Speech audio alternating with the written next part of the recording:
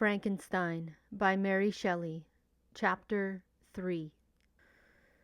When I had attained the age of 17, my parents resolved that I should become a student at the University of Ingolstadt.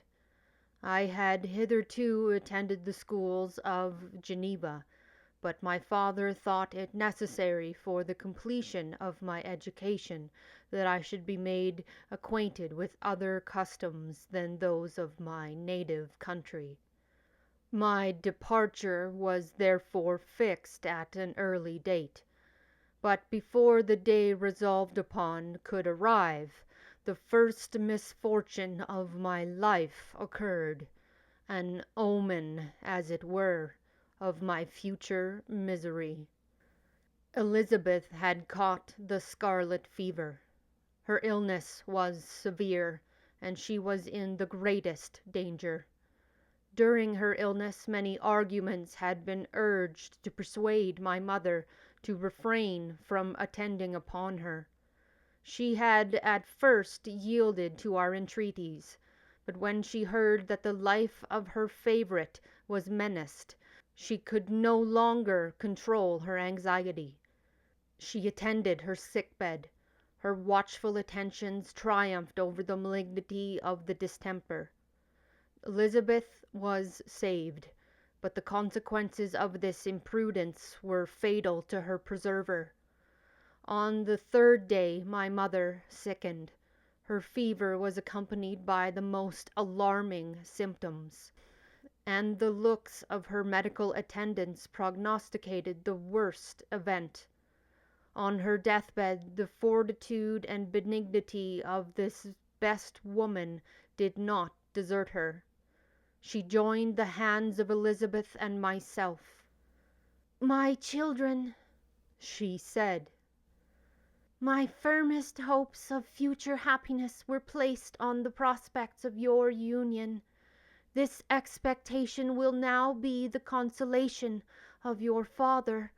Elizabeth, my love, you must supply my place to my younger children. Alas! I regret that I am taken from you, and happy and beloved as I have been, is it not hard to quit you all? But these are not thoughts befitting me. I will endeavor to resign myself cheerfully to death, and will indulge a hope of meeting you in another world." She died calmly, and her countenance expressed affection even in death. I need not describe the feelings of those whose dearest ties are rent by the most irreparable evil. The void that presents itself to the soul, and the despair that is exhibited on the countenance. It is so long before the mind can persuade itself that she whom we saw every day, and whose very existence appeared a part of our own, can have departed forever, that the brightness of a beloved eye can have been extinguished, and the sound of a voice so familiar and dear to the ear can be hushed, never more to be heard. These are the reflections of the first days, but when the lapse of time proves the reality of the evil, then the actual bitterness of grief commences.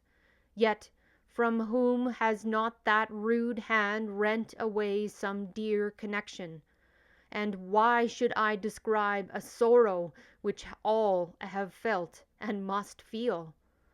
The time at length arrives when grief is rather an indulgence than a necessity, and the smile that plays upon the lips, although it may be deemed a sacrilege, is not banished. My mother was dead, but we had still duties which we ought to perform. We must continue our course with the rest, and learn to think ourselves fortunate whilst one remains whom the spoiler has not seized. My departure for Ingolstadt, which had been deferred by these events, was now again determined upon.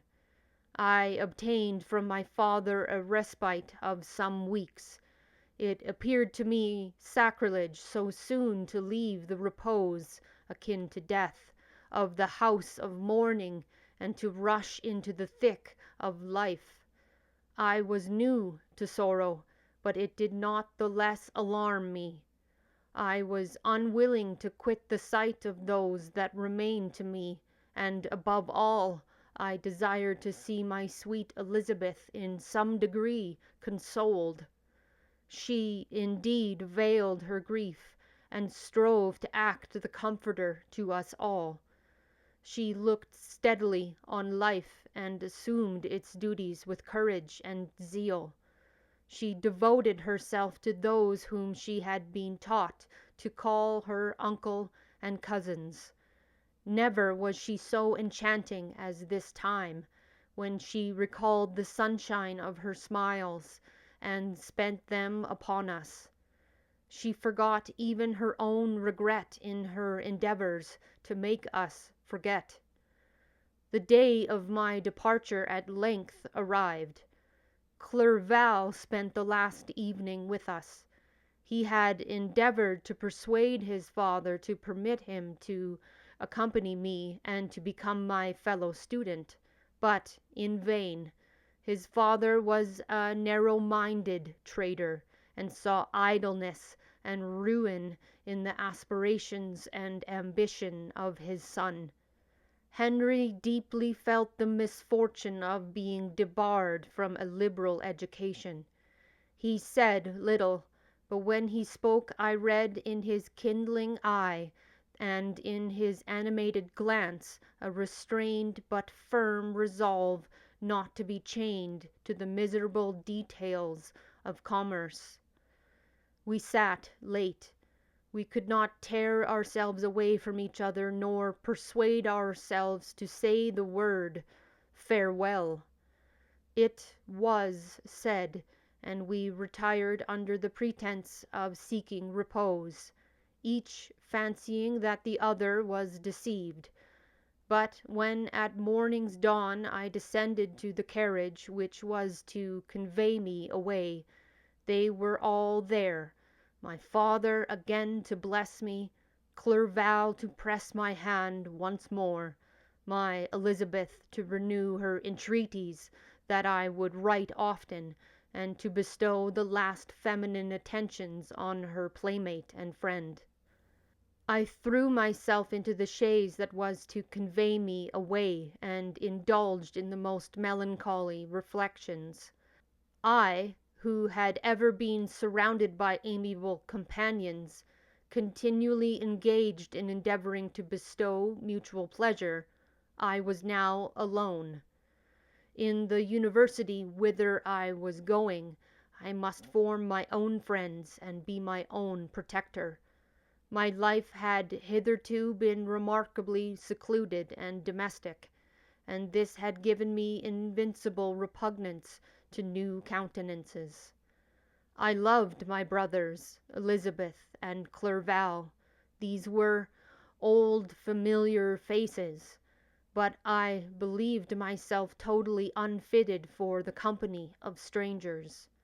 Such were my reflections as I commenced my journey, but as I proceeded, my spirits and hopes rose. I ardently desired the acquisition of knowledge. I had often, when at home, thought it hard to remain during my youth cooped up in one place, and had longed to enter the world and take my station among other human beings. Now my desires were compiled with, and it would indeed have been folly to repent. The next morning I delivered my letters of introduction, and paid a visit to some of the principal professors. Chance, or rather the evil influence, the angel of destruction, which asserted omnipotent sway over me from the moment I turned my reluctant steps from my father's door, led me first to Monsieur Krempe, professor of natural philosophy. He was an uncouth man, but deeply imbued in the secrets of his science. He asked me several questions concerning my progress in the different branches of science, appertaining to natural philosophy. I replied carelessly, and partly in contempt, mentioning the names of my alchemists as the principal authors I had studied. The professor stared. "Have you," he said, "really spent your time in studying such nonsense?" I replied in the affirmative. "Every minute," continued Monsieur Krempe with warmth, "every instant that you have wasted on those books is utterly and entirely lost. You have burdened your memory with exploded systems and useless names. Good God, in what desert land have you lived where no one was kind enough to inform you that these fancies which you have so greedily imbibed are 1,000 years old and as musty as they are ancient? I little expected in this enlightened and scientific age to find a disciple of Albertus Magnus and Paracelsus. My dear sir, you must begin your studies entirely anew." So saying, he stepped aside and wrote down a list of several books treating of natural philosophy which he desired me to procure, and dismissed me, for after mentioning that in the beginning of the following week he intended to commence a course of lectures upon natural philosophy in its general relations, and that Monsieur Waldman, a fellow professor, would lecture upon chemistry the alternate days that he omitted. I returned home not disappointed, for I have said that I had long considered those authors useless whom the professor reprobated. But I returned not at all the more inclined to recur to these studies in any shape. Monsieur Krempe was a little squat man, with a gruff voice and a repulsive countenance. The teacher, therefore, did not prepossess me in favor of his pursuits. In rather a too philosophical and connected a strain, perhaps, I have given an account of the conclusions I had come to concerning them in my early years. As a child, I had not been content with the results promised by the modern professors of natural science, with a confusion of ideas only to be accounted for by my extreme youth and my want of a guide on such matters. I had retrod the steps of knowledge along the paths of time, and exchanged the discoveries of recent inquirers for the dreams of forgotten alchemists. Besides, I had a contempt for the uses of modern natural philosophy. It was very different when the masters of science sought immortality and power. Such views, although futile, were grand, but now the scene was changed. The ambition of the inquirer seemed to limit itself to the annihilation of those visions on which my interest in science was chiefly founded. I was required to exchange chimeras of boundless grandeur for realities of little worth. Such were my reflections during the first 2 or 3 days of my residence at Ingolstadt, which were chiefly spent in becoming acquainted with the localities and the principal residents in my new abode. But as the ensuing week commenced, I thought of the information which Monsieur Krempe had given me concerning the lectures, and, although I could not consent to go and hear that little conceited fellow deliver sentences out of a pulpit, I recollected what he had said of Monsieur Waldman, who I had never seen, as he had hitherto been out of town. Partly from curiosity and partly from idleness, I went into the lecturing room, which Monsieur Waldman entered shortly after. This professor was very unlike his colleague. He appeared about 50 years of age, but with an aspect expressive of the greatest benevolence. A few grey hairs covered his temples, but those at the back of his head were nearly black. His person was short but remarkably erect, and his voice the sweetest I had ever heard. He began his lecture by a recapitulation of the history of chemistry, and the various improvements made by different men of learning, pronouncing with fervour the names of the most distinguished discoverers. He then took a cursory view of the present state of the science, and explained many of its elementary terms. After having made a few preparatory experiments, he concluded with a panegyric upon modern chemistry, the terms of which I shall never forget. "The ancient teachers of this science," said he, "promised impossibilities and performed nothing. The modern masters promised very little. They know that metals cannot be transmuted, and that the elixir of life is a chimera, but these philosophers, whose hands seem only made to dabble in dirt, and their eyes to pore over the microscope or crucible, have indeed performed miracles. They penetrate into the recesses of nature, and show how she works in her hiding places. They ascend into the heavens. They have discovered how the blood circulates, and the nature of the air we breathe. They have acquired new and almost unlimited powers. They can command the thunders of heaven, mimic the earthquake, and even mock the invisible world with its own shadows." Such were the professor's words. Rather, let me say such the words of the fate announced to destroy me. As he went on, I felt as if my soul were grappling with a palpable enemy.